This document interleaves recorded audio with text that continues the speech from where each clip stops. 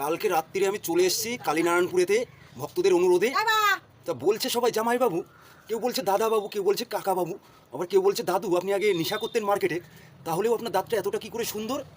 আমি বলেছিলাম আপনাদেরকে কালকে একটু ভিডিওর মাধ্যমে একটু কাটিং করে দেখাবো আমি সকালে কি পেস্টটা ব্যবহার করি। আমি কোনো কলগেট নয়, কোনো কোম্পানির মানে মলম নয়। এই যে দাঁতটা দেখতে পাচ্ছেন, আমার দাঁতটা নেই ভেতরে অবশ্য। এই যে দেখতে পাচ্ছেন 100 গ্রাম লবণ, এটা একটু দাঁতে এইভাবে নাড়িয়ে লবণটা দিলাম।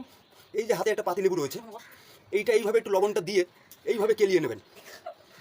এইভাবে কেলালে পরে দাঁতের যে কালচে ভাবটা, আপনার অ্যাসিড জল দরকার নেই, এইভাবে চাপ দেবেন আর এইভাবে ভরে নেবেন লেবুটা।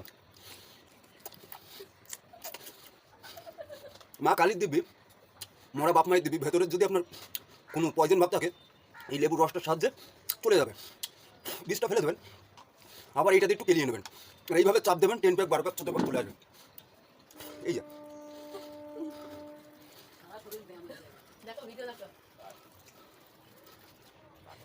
একদম নিউ মডেলে। আশা করি ভালো লাগবে, একটু উৎসাহ দিয়ে